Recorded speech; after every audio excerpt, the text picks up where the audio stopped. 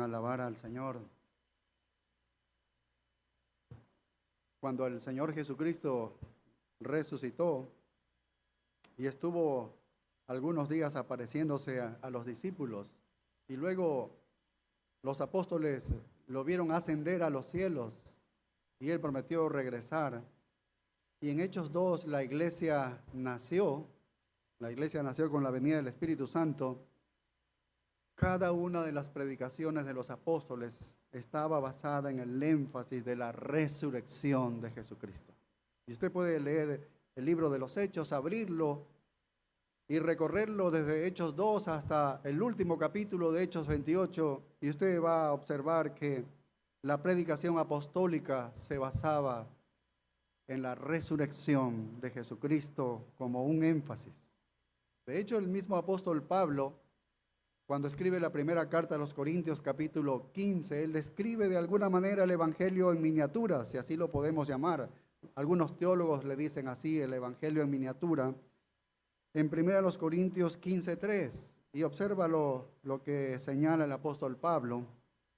Dice, porque primeramente os he enseñado que asimismo recibí, que Cristo murió por nuestros pecados conforme a las Escrituras, y que fue sepultado y que resucitó al tercer día conforme a las Escrituras. Entonces, notamos aquí una referencia a la muerte de Cristo, notamos una referencia a la sepultura de Cristo, pero el énfasis principal está en las evidencias de la resurrección, porque observe el verso 5, cómo se extiende en esta resurrección, evidenciando esto. Dice, y que apareció a Cefas y después a los 12, después apareció a más de 500 hermanos a la vez, de los cuales muchos viven aún y otros ya duermen. Después apareció a Jacobo, después a todos los apóstoles, y al último de todos, como a un abortivo, me apareció a mí.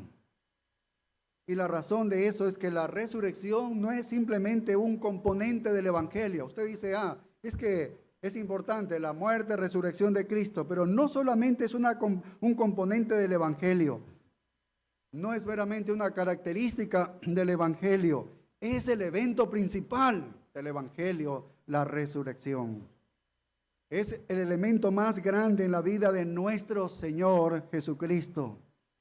Y dado que su vida es la vida más grandiosa, entonces para nosotros viene a ser el evento más grandioso de toda la historia de la humanidad. Este es el evento culminante de la redención divina. Es la piedra angular de la promesa del Evangelio.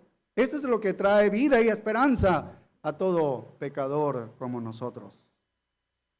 La resurrección es la fuente de la vida eterna para nosotros, los que creemos, los que hemos puesto la fe en Jesucristo. Sin la resurrección, la cruz no significa nada. La enseñanza de Jesús a través de los evangelios no tendría ningún significado. Las obras de Jesús no tendrían ningún valor, porque sin la resurrección no habría salvación. Así que no solamente es un epílogo esto, sino que es el clímax de la vida de Cristo y su obra. Nunca la iglesia se ha reunido un día viernes, ¿ves? No es obligatorio, pero el primer día de la semana, el día de la resurrección, este es el día en que sus hijos se reúnen, todos los creyentes se reúnen. Este es el día principal, así lo ha determinado el Señor. Así que la resurrección de Cristo es básicamente la clave de nuestra propia resurrección. Y esto es algo exclusivo del cristianismo, porque ninguna religión en este mundo promete que serán resucitados de entre los muertos. Porque la promesa que hace el cristianismo a sus seguidores es una resurrección física, corporal, tanto como el Señor Jesucristo resucitó. Así nosotros también viviremos siempre como Él. No existe esta promesa en ninguna otra religión. Esto es exclusivo del cristianismo. Y los 4 escritores de los evangelios cuentan la historia de la resurrección. Usted puede ir a cada uno de ellos y puede observar cómo cada uno de ellos narra este evento de la resurrección y aporta a la historia elementos y características únicos, cada uno de ellos. De manera que nosotros tenemos, podríamos decir aquí, la revelación completa de todo lo que debemos saber sobre la resurrección cuando leemos los 4 evangelios. Pero de los 4 evangelistas es Marcos quien lo hace de la forma más sucinta, más breve. Si usted se ha dado cuenta, tan solamente utiliza 8 versículos para hablar de la resurrección. Nosotros leímos hace un momento el Evangelio de Marcos, avanzamos al capítulo 16 y leímos del 1 al 8 y hasta ahí llegamos. Y usted va a ver allí con sus ojos en este Evangelio que hay versículos del 9 y avanzan hasta el versículo 20. Y prácticamente todos los estudiosos están de acuerdo de que Marcos 16, del 9 al 20, no aparece en los manuscritos importantes más antiguos. En la Reina Valera no sale ninguna nota adjunta o abajo, pero si usted va a otras Biblias, la Biblia de las Américas, la NBI, ahí hay una señal donde le dice que todo ese párrafo no se encuentra en los manuscritos más antiguos. Si nosotros no lo consideramos a este párrafo, no hay problema, porque estas apariciones de Jesús después de su resurrección, contenidos en estos versículos del 9 al 20, los encontramos tranquilamente en los otros evangelios. Probablemente fue compuesto por un copista del siglo II, desconcertado por el abrupto final de Marcos, porque parece que terminara así, de una manera abrupta, hasta el versículo 8. Y nos preguntamos por qué Marcos termina su evangelio con un final tan desconcertante, con un final abrupto que no parecería que terminaría allí, porque termina con el temor de las mujeres. Así es como termina, que ellas han tenido temor, hay silencio, no comunican nada y sin apariciones de la resurrección. Y el punto de Marcos aquí es dar testimonio de que Jesús se levantó de los muertos. Eso es lo que él quiere escribir y quiere mostrar. Porque él está narrando la resurrección y eso es lo que él va a decir. Y eso es muy importante. Al comienzo de su ministerio, Jesús constantemente, él comenzó a decir, destruid este templo y en 3 días lo levantaré. Desde el principio él decía, cuando me maten, yo resucitaré. Y él repetía esto. Siempre decía, en 3 días voy a morir, pero voy a resucitar. Voy a morir, pero voy a resucitar. Y cada vez que él identificaba el tiempo, ya sea en cualquiera de los evangelios, cada vez decía 3 días. En 3 días haré esto. Y Marcos narra esto en tan solamente 8 versículos. Realmente eso es todo lo que necesita hacer. Y da evidencia de la resurrección de Jesucristo en estos 8 versículos. Eso es lo que él hace. Él va a mostrar que Jesucristo es el Hijo de Dios y termina entonces su evangelio diciendo que este es el Hijo de Dios porque ha resucitado. Pero Marcos lo hace en una forma en que su audiencia quede asombrada, porque su audiencia queda asombrada.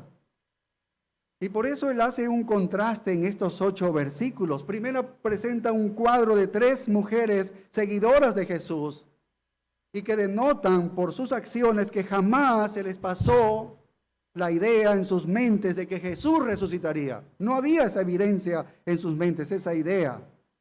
Y luego presenta de una manera asombrosa, por medio de un contraste, presenta las evidencias de la resurrección de Jesús. Y eso es lo que vamos a ver el día de hoy.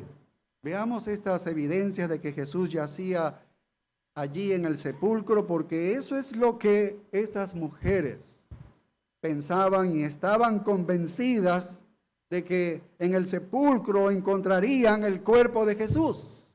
Así lo presenta de esa manera el evangelista Marcos. Entonces veamos en primer lugar esta evidencia de la compra de especias, porque estas mujeres estaban convencidas de que cuando se dirigieran al sepulcro allí iban a encontrar el cuerpo de Jesús, y por eso ellas compran especias. Esta es la primera manera de mostrar esto, de esta evidencia de que ellas estaban convencidas de que Jesús no resucitaría, de que su cuerpo estaba allí en el sepulcro. Y mira cómo comienza diciendo el versículo 1 en Marcos 16. Dice, cuando pasó el día de reposo. ¿Qué día es el día de reposo? Nosotros sabemos, es el sábado o el sabbat judío. Para nosotros el día termina a la medianoche, a las 12 p.m., ¿verdad? Allí termina nuestro día, pero para los judíos el sábado termina al atardecer o al anochecer, si ya está cogiendo la noche, que eso es las 6 p.m. Para ellos allí termina el día. Así es para los judíos. Los judíos no tenían nombres hebreos para mencionar los días de la semana como nosotros. Nosotros le llamamos lunes, martes, miércoles y así a cada uno de los días. Ellos solo tenían números relacionados con el día de reposo. El único día que tenía algún nombre era el día de reposo, nada más. El resto de los días para ellos no había ningún nombre específico en el hebreo. Entonces ellos comenzaban a contar los días después del día de reposo. Ellos podrían decir el primer día después del día de reposo. Nosotros lo entendemos. El segundo día después del día de reposo. Así ellos mencionaban los días de la semana. Entonces en el texto cuando dice, cuando pasó el día de reposo, ¿a qué día de los nuestros se refiere? Bueno, al domingo. Es el siguiente día del sábado. Después, cuando pasó el día de reposo, lo corrobora el evangelista Lucas 24:1, dice, en el primer día de la semana, muy de mañana, vinieron al sepulcro. Lo confirma, el primer día de la semana, lo entendemos aquí en la Biblia, se refiere al día domingo. Pero ya es el tercer día. Ya ahí ese domingo es el tercer día, porque Jesús fue puesto en la tumba el día viernes y estuvo todo el día en la tumba el día sábado. Y ha estado en la tumba por lo menos 12 horas del tercer día o del día domingo, porque si contamos que es 6 p.m. a las 12 ya son 6 horas, si es hasta las 6 de la mañana son 12 horas del tercer día. Para un judío, así sea 1 hora o 2 horas de un día, para ellos ya era un día. Y por eso Jesús estuvo 3 días allí y resucitó al tercer día. Entonces es domingo temprano por la mañana. Y aquí nosotros vamos a ver que esto es un cambio dramático de cómo el pueblo de Dios ve sus días, porque el día más importante para el pueblo de Dios hasta ese fin de semana siempre era el sábado. El pueblo de Dios era el pueblo judío y ellos guardaban el sábado. Pero de aquí en adelante hay un cambio. Ahora, el día más importante para el pueblo de Dios es el domingo. Este es el cambio que realiza el Señor. Y desde ese fin de semana, ningún día de reposo ha sido necesario. No ha sido requerido. No es legítimo celebrar el día de reposo. Lo mismo que sucedió con la Pascua. ¿Recuerdan? En la última Pascua que celebró al final de esa semana. Y Jesús allí cambió e instituyó la Cena del Señor como la nueva fiesta memorial conmemorando su muerte. Y desde entonces la Pascua nunca ha sido legítima desde allí. Aunque a veces hay iglesias que aquí están celebrando la Pascua. Ya no hay Pascua. Él lo cambió a la Cena del Señor. Como tampoco el día de reposo sería el día legítimo, ¿no? Desde ese fin de semana no hay día legítimo de reposo hasta el presente. Todo cambió el primer día de esa semana y esa es la razón por la que la iglesia se reunió ese día.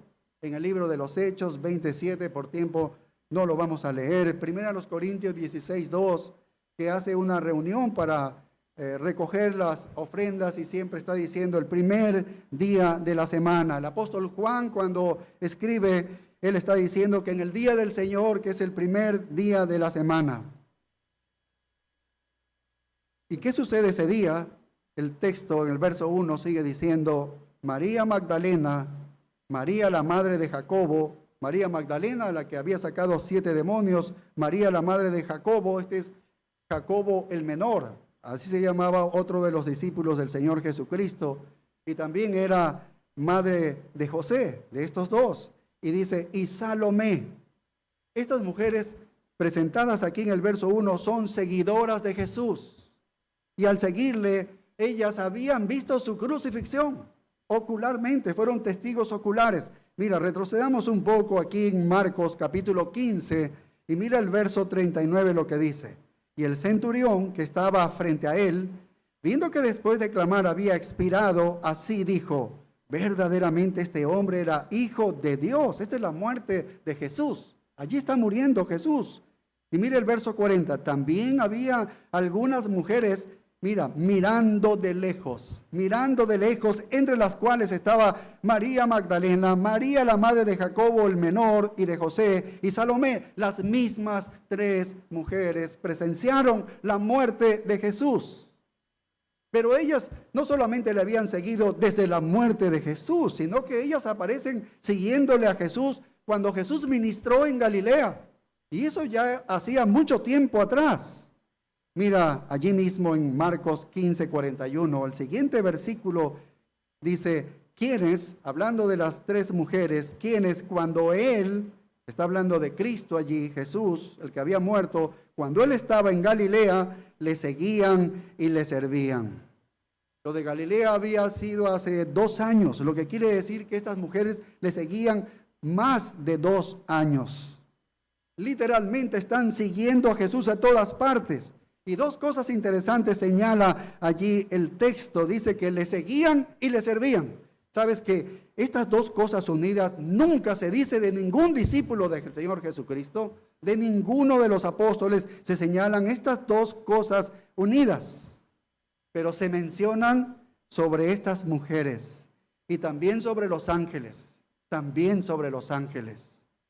Y en el verso 41 sigue diciendo, y otras muchas que habían subido con él a Jerusalén, que también le estaban siguiendo al Señor. Lucas identifica a una que se llama Juana. Así que estas mujeres siguieron a José de Arimatea y también vieron el entierro de Jesús. Fueron al sepulcro de Jesús. Mira, en Marcos capítulo 15 y el verso 43 dice, José de Arimatea, miembro noble del concilio que también esperaba el reino de Dios, vino y entró osadamente a Pilato y pidió el cuerpo de Jesús. Ahora mira el verso 46, hablando de José de Arimatea, dice, él compró una sábana y quitándolo lo envolvió en la sábana y lo puso en un sepulcro que estaba cavado en una peña e hizo rodar una piedra a la entrada del sepulcro. Selló ese sepulcro con una piedra. Y el verso 47 dice, y María Magdalena y María, madre de José, miraban dónde lo ponían. Así que ellos vieron el entierro de Jesús. En Juan 19:39 dice, también Nicodemo, el que antes había visitado a Jesús de noche, vino trayendo un compuesto de mirra y de áloes, como 100 libras. Tomaron pues el cuerpo de Jesús y lo envolvieron en lienzos con especias aromáticas, según era costumbre sepultar entre los judíos. Así que estas mujeres habían visto su muerte, habían visto su sepultura y ellas vieron dónde pusieron el cuerpo de Jesús. Mucho tiempo lo habían seguido al Señor, lo que significa que lo amaban. Lo amaban tanto como para no dejar de seguirle aún en este momento tan crucial de su vida. Lo habían servido y lo habían adorado también. Pero nos podemos imaginar cómo se sentían ellas. Si le habían seguido por más de 2 años, y seguramente eran seguidoras donde el Señor iba, habían abandonado muchas cosas por seguirle al Señor Jesucristo. Seguramente ellas estaban atrapadas en una terrible tristeza, un dolor desgarrador al ver morirle al Señor Jesucristo. Seguramente se encontraban desesperadas. Porque Jesús no solamente era un gran amigo, como algunos piensan. Para ellas era aquel en quien creían y descansaba su salvación. Eso es lo que ellas pensaban de Jesús. Así que no podríamos imaginar tal vez sus agonías. Por más que quisiéramos simpatizar con ellas, se nos hace difícil comprender su sufrimiento el día que vieron ponerlo al Señor allí en la sepultura. Y luego, el día de reposo pasó 24 horas de agonía de ellas. ¿Cómo deben haber estado pensando las cosas que se venían a su mente?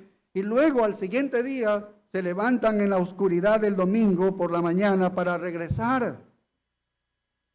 ¿Y qué interrogantes se pasaron por su cabeza todo ese tiempo? Tal vez se preguntaban, pero ¿cómo pudo suceder todo esto?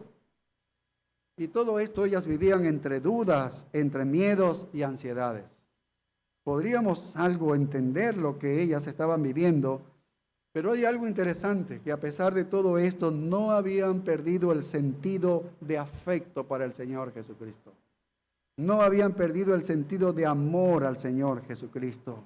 Entonces ellas quieren regresar, van a regresar a ese lugar de la sepultura, lo que haría cualquier familia que ama a los suyos. Y ya es domingo, ¿y por qué quieren regresar? Y el versículo 1 termina diciendo la frase, compraron especias aromáticas para ir a ungirle. Eso es lo que querían hacer. Compraron especias aromáticas para ir a ungirle. Esta es una acción de amor de su parte. Esta es una acción de amor de su parte. Porque las especias no estaban pensadas para conservar el cuerpo. Los judíos no embalsamaban como los egipcios, sino que era para cubrir el hedor de la descomposición. Por eso llevaban esas especias aromáticas y lo compraron. ¿Y qué es lo que nos quiere hacer ver el apóstol, el escritor Juan? El autor quiere que sepamos que en la mente de ellas jamás se cruzó la idea de que Jesús había resucitado. Ellas pensaban que el cuerpo de Jesucristo estaba allí en el sepulcro donde ellas le habían visto hace 3 días. Es más, pensaban que ya hedía el cuerpo del Señor y por eso compraron las especias aromáticas. Y este mismo pensamiento le hace entonces a ella dirigirse hacia el sepulcro, porque gastaron dinero para eso, porque ahora querían irse allá y se movilizan hacia el sepulcro. Y eso nos lleva al versículo 2 que dice, muy y muy de mañana. Lucas dice lo mismo, muy de mañana. Mateo dice al amanecer. Bueno, es muy parecido, no hay nada diferente, pero cuando Juan en el capítulo 20 y el versículo 1 habla sobre esto, él dice, de mañana siendo aún oscuro. Y ahí nos pone un poco a pensar, ¿por qué?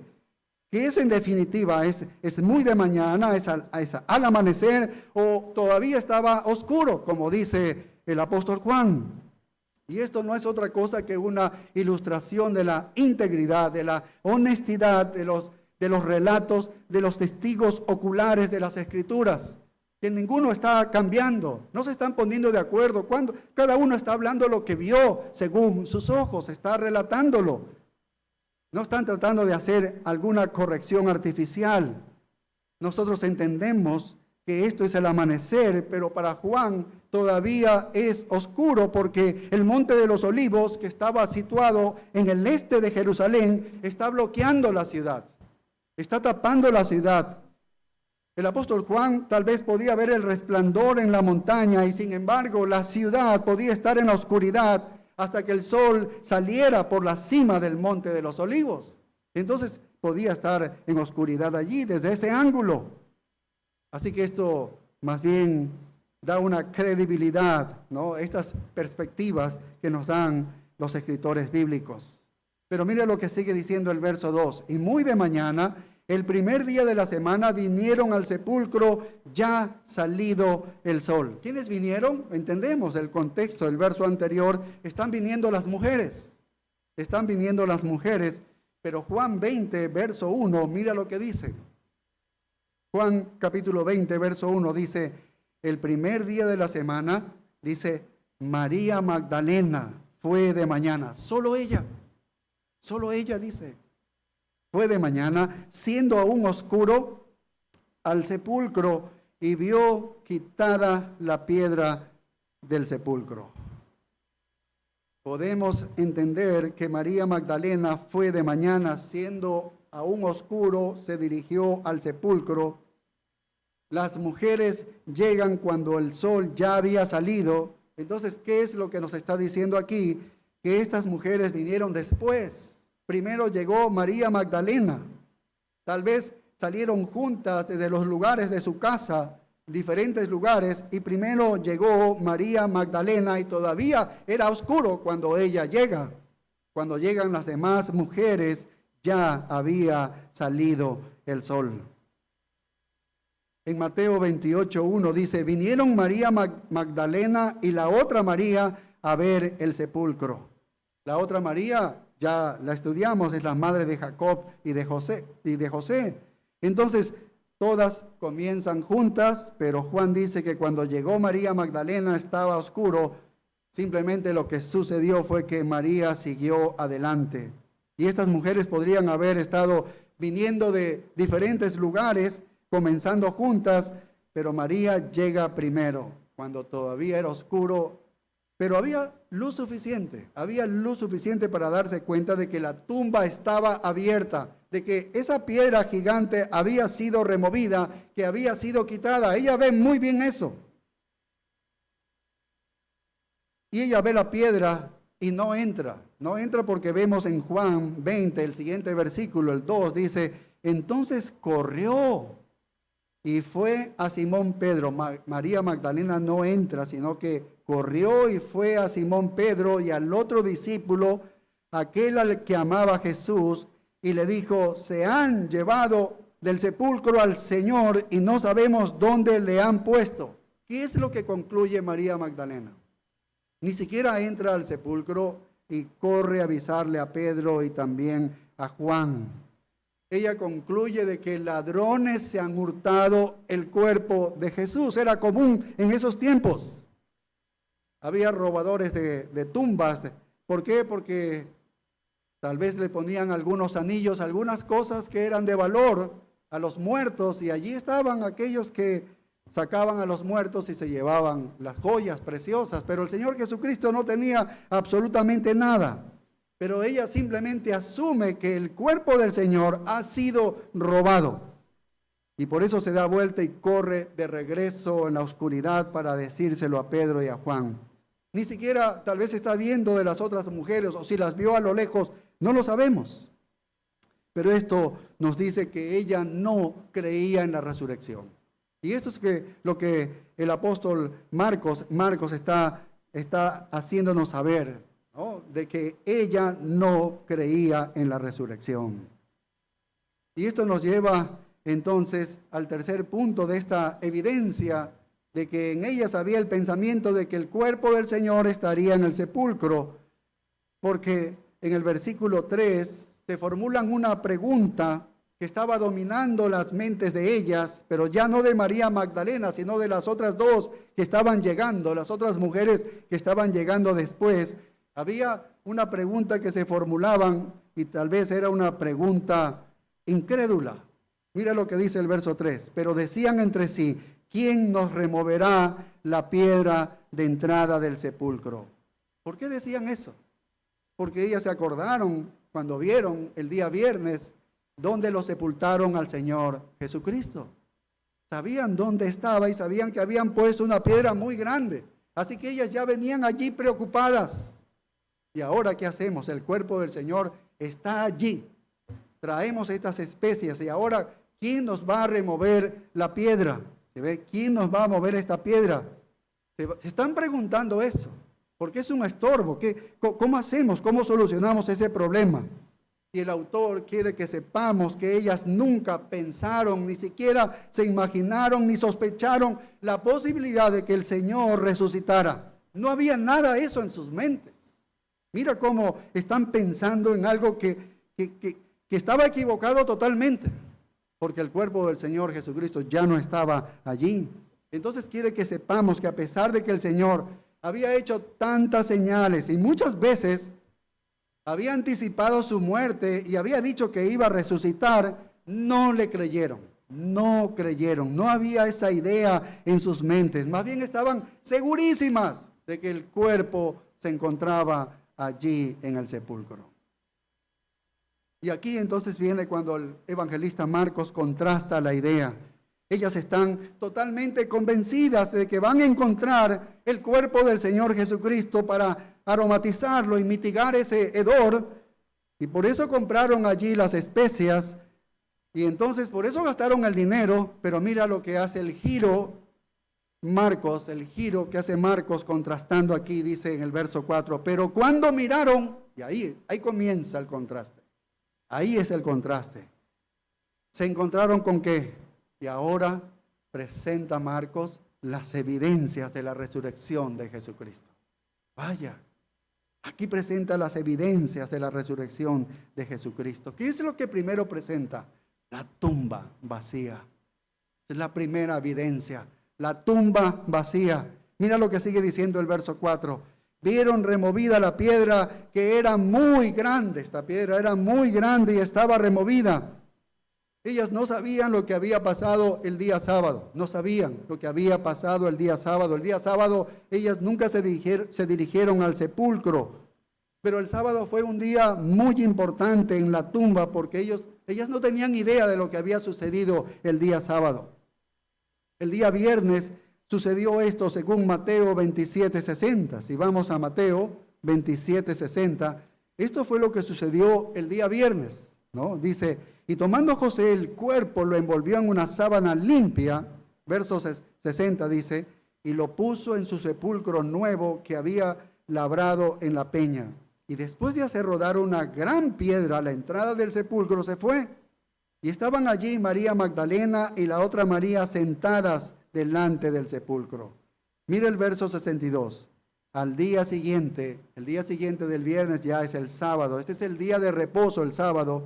Dice que es después de la preparación. La preparación se hace el viernes para el día de reposo, que es el sábado. Y aquí vamos a ver las siguientes letras. Nos hablan de que profanaron el día de reposo. ¿No? Profanaron el día de reposo. ¿Quiénes? Las autoridades judías. Dice, se reunieron los principales sacerdotes y los fariseos ante Pilato.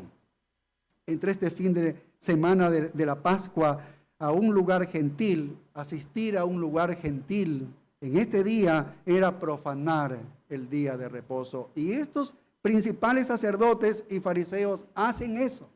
Visitan a esta autoridad romana, que es Pilato, y ahí estaban profanando el día de reposo. Para ellos era prohibido hacer eso, pero no les interesó. Ese es el día sábado. Esto es lo que ocurrió el día sábado. Y mira lo que sigue diciendo el verso 63. Diciendo, Señor, a Pilato le están diciendo, nos acordamos que aquel engañador dijo, viviendo aún, después de 3 días resucitaré. Ellos se acordaban. Dice, manda pues que se asegure el sepulcro hasta el 3er día, no sea que vengan sus discípulos de noche y lo hurten y digan al pueblo, resucitó de entre los muertos y será el postrer error peor que el primero. Ninguno de ellos creía en la resurrección, ninguno de ellos. No esperaban uno siquiera. Ahora ellos decían, estos se podrían robar y van a decir que ha resucitado, pero no es que creían que iba a resucitar. Y eso es lo que hacen ellos, ¿no? Mira el verso 65. Y Pilato les dijo, ahí tenéis una guardia, id, aseguradlo como sabéis. Entonces ellos fueron y aseguraron el sepulcro, sellando la piedra y poniendo la guardia. Todo eso sucedía el día sábado. Las mujeres ni por enterada, pero todo eso estaba sucediendo el día sábado. Ya estaba sellado esa roca allí, esa piedra, y es más, había una guardia allí cuidando. Y cuando los soldados romanos hacían algo, una orden le daban sus superiores, vaya, ellos tenían que cumplirlo, porque si ellos fallaban en el cumplimiento de su deber, las consecuencias eran terribles, podrían morir estos soldados romanos. Así que ellos estaban allí cuidando muy bien esa tumba, y junto con la guardia sellaron esa piedra colocaron una piedra sobre ella, identificándola como sellada por el poder romano. Este es el sello, ¿no? Y el sello no debía ser roto. Entonces, el sábado hay una guardia en la tumba. Las mujeres ni por enterada de que estaba sucediendo eso. Ellas no regresaron el día sábado. ¿Por qué no fueron el día sábado a visitar la tumba del Señor con esas especies aromáticas? ¿Por qué? Porque según la ley judía no irían a tocar el cuerpo muerto de alguna persona en el día de reposo. Entonces, y tan solamente desplazarse para un viaje como este también sería, ¿no?, faltarle al día de reposo. No trabajaban los días de reposo. Entonces ellas están esperando regresar el domingo por la mañana. Pero el día de reposo los romanos tomaron posesión y lugar allí en la tumba. Algo más pasó en las horas profundas, en oscuras del domingo por la mañana. Antes de que llegaran las mujeres, algo sucedió antes. Allí cuando todavía estaba oscuro seguramente, en algún momento después del día de reposo que terminó a las 6 en punto, en algún punto de la oscuridad ocurrió algo. Y eso lo tiene aquí Mateo capítulo 28 y el verso 1. Mateo 28 y el versículo 1 dice: y hubo un gran terremoto, porque un ángel del Señor descendiendo del cielo y llegando removió la piedra y se sentó sobre ella. Su aspecto era como de un relámpago y su vestido blanco como la nieve, y de miedo de él los guardias temblaron y se quedaron como muertos. Vaya, esto es algo increíble, ¿no? Esa presencia brillante de ese ser celestial, es un ángel, de alguna manera los deja como anestesiados a ellos, que no saben qué es lo que ha pasado. Cuando ellos despiertan, ven que la piedra ha sido removida, pero no saben lo que ha pasado. No, ni ellos pueden responder. Están estupefactos ellos, ¿no? No pueden imaginarse, tal vez están eufóricos. ¿Viste esa luz? ¿Viste ese ser angelical? ¿Viste eso cómo irradiaba? No, pero no saben qué pasó después de eso. Nadie sabe, solo que la piedra estaba removida, ¿sí? Para cuando las mujeres entonces llegan, las mujeres no encuentran a ningún soldado. ¿Por qué? Mira el versículo 4, lo que sigue diciendo: vieron removida la piedra, que era muy grande. Los soldados tenían que haber cuidado esa tumba. Se despiertan ellos y se dan cuenta de todo lo que ha sucedido. El ser que habían visto y la tumba estaba abierta. Así que ellos, su deber, por haber fracasado a ir a contar a aquellos a quienes le habían enviado. No fueron a Pilato, sino que fueron al Sanedrín, a los principales sacerdotes. Allá fue, porque allá le derivaron. Entonces van al Sanedrín y reportan al Sanedrín todo lo que ha pasado. Ahora mire el versículo 5, lo que sigue diciendo, Marcos 16, 5. Y cuando entraron en el sepulcro, ya las mujeres entraron al sepulcro, dice, vieron a un joven sentado al lado derecho, cubierto de una larga ropa blanca, y se espantaron. Eso fue todo lo que vieron. Es decir, que ya no vieron el cuerpo de Jesús, solo vieron a este joven. Dice. ¿Qué nos está diciendo Marcos? Que la tumba estaba vacía. Lucas 24:3 dice, no hallaron el cuerpo del Señor Jesús, dice, no hallaron el cuerpo del Señor Jesús. En el pasaje paralelo en Lucas 24:3 es lo mismo que está señalando aquí Marcos. ¿Y qué van a concluir? ¿Qué concluyó María Magdalena? Bueno, todo lo que hemos visto es para demostrar una cosa. La tumba no está ocupada. Hay una tumba vacía. Eso es lo que está diciendo a gritos el escrito bíblico. Eso es lo que está transmitiéndonos el evangelista Marcos, al igual que Juan, al igual que Lucas, al igual que Mateo. Cristo no está en el sepulcro. La tumba está vacía. Y eso es lo que nosotros cantamos también. La tumba quedó vacía. No pudo retenerle al Señor. Y sabemos nosotros que los discípulos no robaron el cuerpo del Señor Jesucristo, porque ellos ni siquiera creían que iba a resucitar, así que ni siquiera se imaginaron eso o pasó esa idea en sus mentes. Ellos no iban a fingir algo que ni siquiera creían. Pero el asunto es que el cuerpo no estaba allí. Los soldados sabían que ellos no se robaron. Ellos no se habían robado el cuerpo. Las mujeres sabían que no robaron el cuerpo. Pedro y Juan, cuando llegaron, sabían que no habían robado el cuerpo porque los dos después llegan. Pero los líderes judíos temían que alguien pudiera robar el cuerpo. ¿Por qué piensan así? La maldad que había en sus mentes y corazones. Porque eran de la misma calaña. Ellos podrían hacer esas trampas, ¿no? de falsear la verdad. Y pensaban que los discípulos de Jesús podían falsear algo como eso. Así que todos los hechos físicos dejan en claro que la tumba está vacía. Y todo el mundo sabe que el cuerpo no fue robado. Esto es confirmado. Mira Mateo 28:11. Mateo 28:11 dice, mientras ellas iban, he aquí unos de la guardia fueron a la ciudad y dieron aviso a los principales sacerdotes de todas las cosas que habían acontecido. Aquí están la guardia romana contando, uno de ellos contando a estas autoridades judías todo lo que ha sucedido, el fracaso de ellos. Le cuentan allí del ángel, de que se despertaron y que todo estaba abierto y entonces hemos corrido a avisarle. Y que el cuerpo no estaba allí.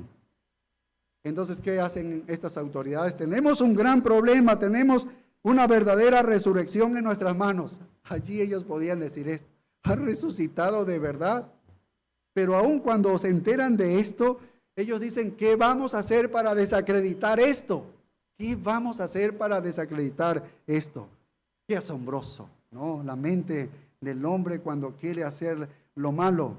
Cuán enorme y profunda es la incredulidad, ¿no? Están tan a gusto con la mentira, están tan acostumbrados a una mentira, están tan familiarizados con la hipocresía, que la verdad se les escapa por completo. No quieren saber nada de la verdad. No se rinden ante la verdad, ante evidencias como estas. No solo lo ven, ni siquiera tienen interés por la verdad.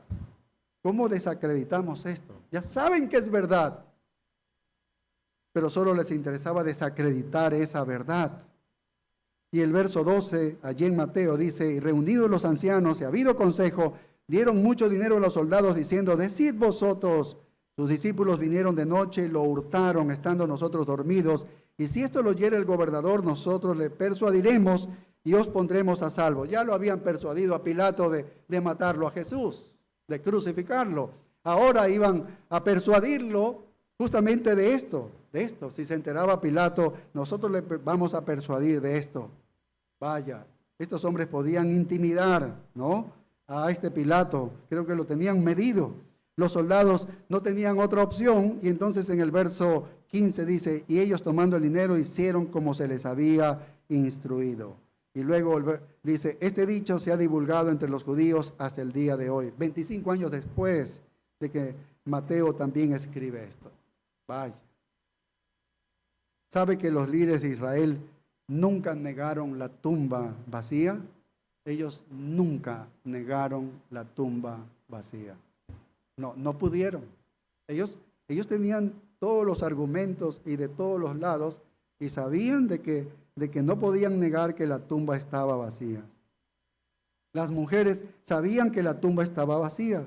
Los discípulos sabían que la tumba estaba vacía. Los guardias sabían que la tumba estaba vacía.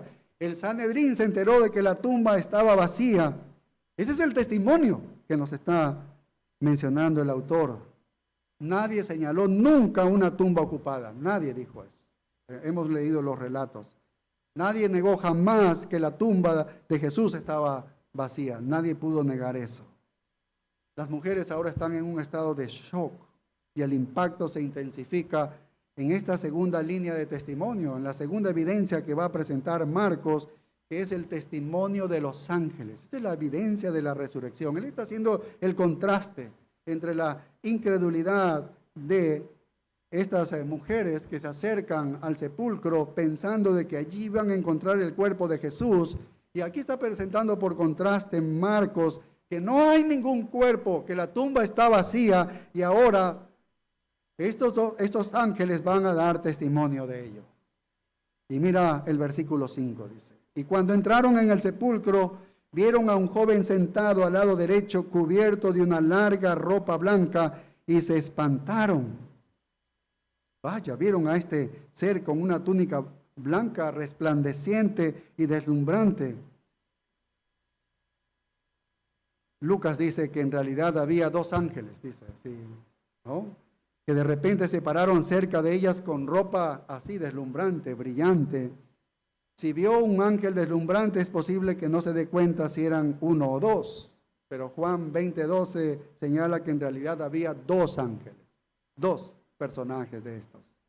Un poco más tarde, cuando las mujeres se encuentran con los ángeles, están parados cerca de ellos. En primer lugar, entonces se alejaron y estaban sentados, uno a la cabecera y el otro a los pies, sobre la losa donde yacía el cuerpo de Jesús. Eran dos de esos personajes.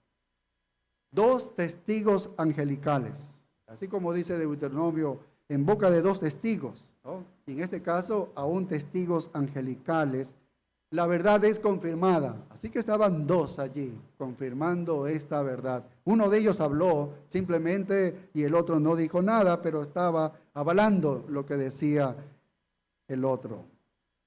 Y aparentemente la conversación fue de una manera natural, porque probablemente estaban tratando de procesar el caminar por primera vez en toda su vida hacia esa presencia angelical. Primera vez ellas se encontraban ante una presencia de ángeles. La piedra está lejos de la tumba, está vacía la tumba, los ángeles están allí, no irradiando, y el ángel que estaba hablando trata de comunicar el mensaje más allá de todo lo que ha ocurrido, ¿no? Ahora, las mujeres, dice, ¿estaban qué? Dice, estaban aterrorizadas, dice el versículo. Las mujeres estaban espantadas, se habían espantado. En el idioma original es una palabra que significa estar aterrorizado. Pero ponga atención, estar aterrorizado no en el sentido de que teme por su vida, tengo miedo por mi vida, no es eso. Esta palabra en el griego, ¿no? Está significando que hay algo a su alrededor que ha ocurrido, pero no lo puede comprender racionalmente. O sea, quisiera entenderlo racionalmente, pero es que no puedo entender lo que ha pasado. Algo sobrenatural ha ocurrido y no puedo entenderlo, lo que ha ocurrido. Eso es lo que significa que están espantados, que están espantadas estas mujeres, están desconcertadas en verdad. Lucas dice que están aterrorizadas y literalmente cayeron cara hacia el suelo, están en un como shock, algo impactante. Y Lucas usa la palabra de la que obtenemos la palabra fobia, que es una especie de miedo severo, un miedo. Una fobia es miedo a algo que no se comprende o se explica de manera racional. Finalmente se registra que uno de los ángeles le dijo, en el verso 6, dice, mas él les dijo, no os asustéis. No os asustéis, le dijo el ángel, ¿no? Dice, buscáis a Jesús Nazareno, el que fue crucificado. Y aquí está la primera palabra de la resurrección. Este es un testimonio ya de los ángeles. Uno de ellos es el que habla y dice, ha resucitado. Dice, no está aquí. Ha resucitado, no está aquí. Y esta palabra en el original es un verbo. Literalmente está en pasivo, es decir, que ha resucitado, ha resucitado. Eso es lo que él está diciendo. Y uno de los ángeles también dijo, ¿por qué buscáis entre los muertos al que vive? Que es lo mismo, ¿no? Eso lo dice otro de los evangelios, Lucas. Así que es una conversación muy natural. Y eso es lo que altercaron y palabras con el ángel, las mujeres. Él no está aquí, ha resucitado, no está aquí. Mirad el lugar donde le han puesto y él no está allí. Entonces ya hemos visto el testimonio de la tumba vacía y ahora estamos viendo el testimonio del cielo de parte de los ángeles diciendo literalmente que ha resucitado, que no se encuentra en el lugar donde le habían puesto. Y esto es como si estuviesen hablando por Dios mismo, es como Dios hablando a través de los ángeles. Y finalmente, Marcos presenta la evidencia de la experiencia de ellas. Esa es otra evidencia porque ellas experimentaron esto en los versículos 7 y 8. Los ángeles continúan hablando, dice, pero id, dice el verso 7, pero id. Este es un mandamiento, ¿no? Deben ir, dice. Marcos no usa la palabra ángeles, pero los otros escritores sí. Entonces sabemos que estos son ángeles. Y este es un ángel que habla por Dios y da una orden. ¿Qué le dice? Id, decid a sus discípulos y a Pedro. ¿Por qué? ¿Por qué dice a Pedro? ¿Por qué no dijo solamente los discípulos? Bueno, Pedro necesitaba recuperarse. Pedro necesitaba mucha gracia y amor de parte de Jesucristo porque le había negado al Señor Jesucristo y por eso le dice, oye, dile a Pedro también, ¿qué le debe decir? Verso 7, que él va delante de vosotros a Galilea, allí le veréis como os dijo. Ya les había dicho eso el Señor Jesucristo en Marcos 14, 28, después que haya resucitado, iré delante de vosotros a Galilea. Ya se los dijo. Y le está recordando el mensaje este ángel. ¿Qué cree que pasó aquí después de esto? ¿Qué cree que pasó? Los discípulos no fueron a Galilea. Aún a pesar de esto, los discípulos no fueron a Galilea. Porque cuando las mujeres llegaron, dijeron, ay, pero esto no puede ser verdad, esto no puede ser verdad. María Magdalena hizo que Pedro y Juan corrieran hacia la tumba. Ella se encontró con Pedro y Juan y dijo, oye, no está en la tumba. Y Pedro y Juan corren a la tumba y los demás que están reunidos en esa reunión con los apóstoles tampoco creyeron. No fueron a Galilea. Esa noche se les apareció en el aposento alto donde estaban encogidos de miedo y durante la semana les apareció a 2 de ellos en el camino a Emaús. Tuvo una aparición privada para Pedro y Jacobo mencionadas en 1 Corintios 15. Y a la semana siguiente, 8 días después de la primera aparición, se les apareció de nuevo. Y todas esas apariciones fueron en Jerusalén, porque no estaban en Galilea, donde debían estar.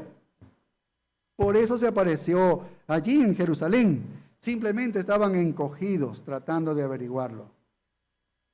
Y vemos cómo las mujeres lo entendieron más rápido. Les tomó algunos minutos entenderlo y luego creerlo, pero cuando nos referimos a los discípulos de Jesús, le tomaron días entenderlo y creerlo.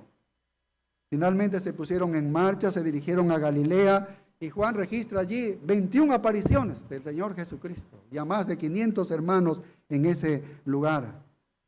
Luego se convierte en los primeros testigos oculares, ellas. Mira el versículo 8, lo que dice. Y ellas se fueron huyendo del sepulcro porque les había tomado temblor y espanto, ni decían nada a nadie porque tenían miedo. Y ese es el final del Evangelio de Marcos. Así termina. Y algunos dicen, pero ¿cómo termina con una nota triste, donde ellas están temblando y espantadas, donde no hablan ni dicen nada porque tienen miedo?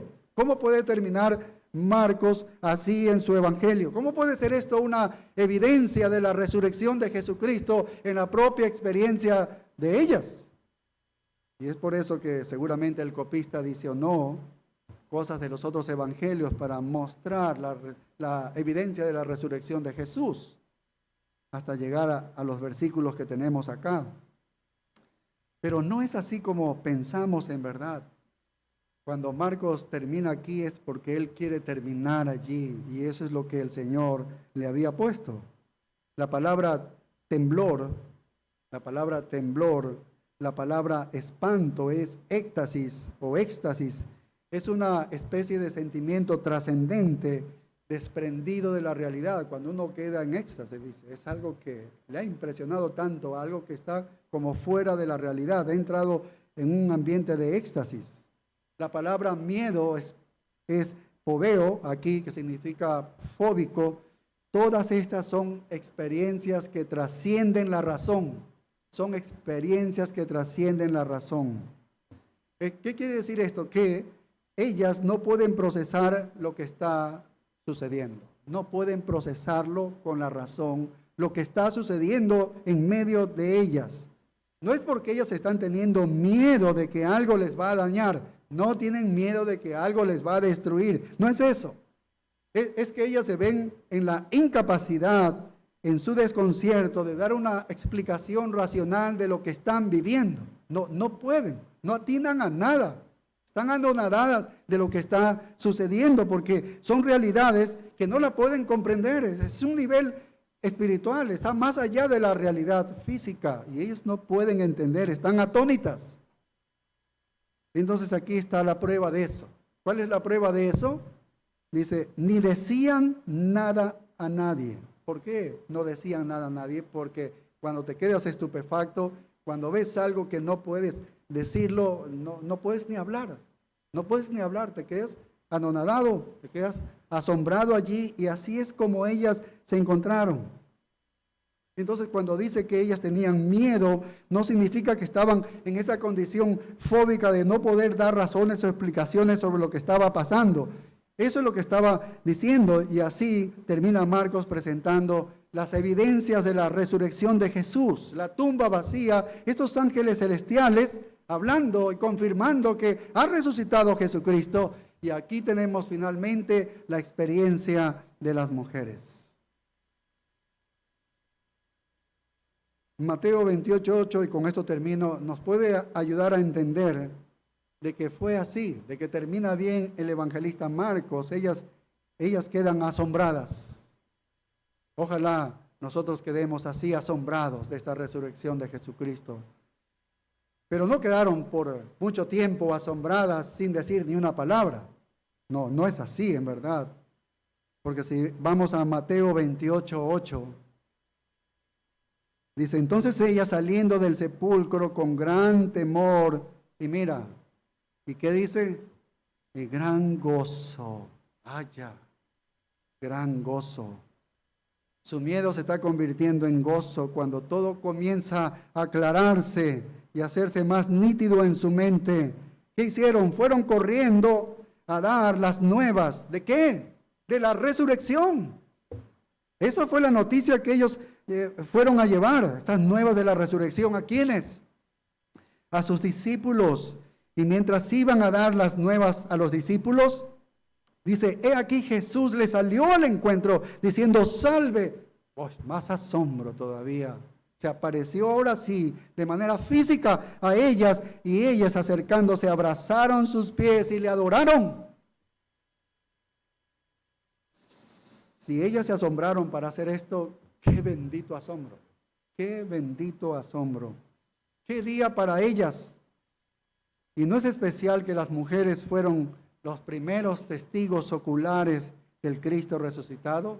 Ellas fueron los primeros testigos. Verso 10 dice, entonces Jesús les dijo, no temáis, id, dad las nuevas a mis hermanos para que vayan a Galilea.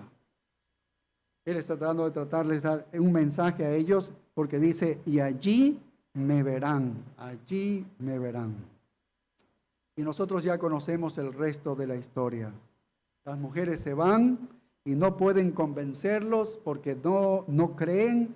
Y se quedan 8 días allí, pero Marcos termina por la providencia del Espíritu Santo, donde tenía la intención de terminar aquí su libro, maravillado, asombrado, como debería ser la respuesta de cualquiera a la resurrección de Cristo. Así es como deberíamos quedar todos. Y la resurrección así se establece como un hecho de la historia, como un hecho de la teología, por el testimonio de los mismos ángeles. Es el testimonio del cielo, Dios hablando a través de los ángeles. Es el evento más importante en la vida de Cristo. Este es el evento más importante. El evento más importante en la historia de la humanidad. No hay otro evento. No hay ningún acontecimiento, ningún descubrimiento que pueda robarse algo de este evento. Este evento lo cubre absolutamente todo. Es el evento más importante en la vida de nosotros.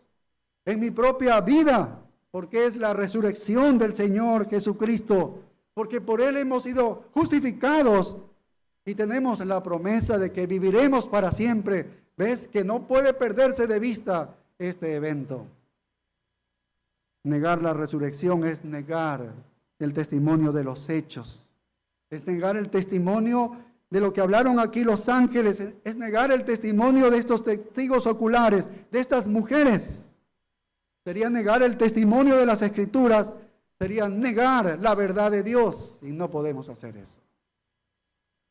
Oh, que seamos asombrados por esta resurrección, y que como estas mujeres salgamos a anunciar que Jesucristo ha resucitado, que es el que trae perdón y salvación a los hombres.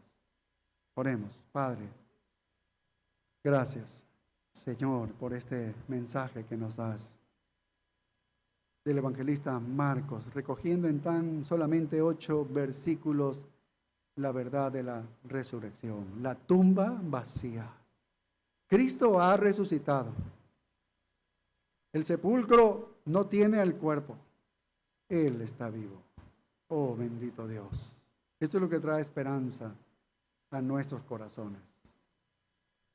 Esto es lo que los problemas de esta vida, los sufrimientos, los dolores y las angustias de esta vida, cómo se disipan ante esta esperanza que tenemos de la resurrección de Jesucristo. Esta es la verdad más gloriosa, Señor.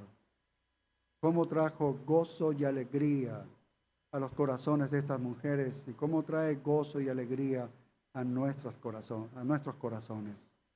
Nuestra fe, Señor, no es en vano. Las promesas no son en vano, son ciertísimas por esta resurrección. Gracias. En Cristo Jesús. Amén. Nos ponemos de pie, hermanos.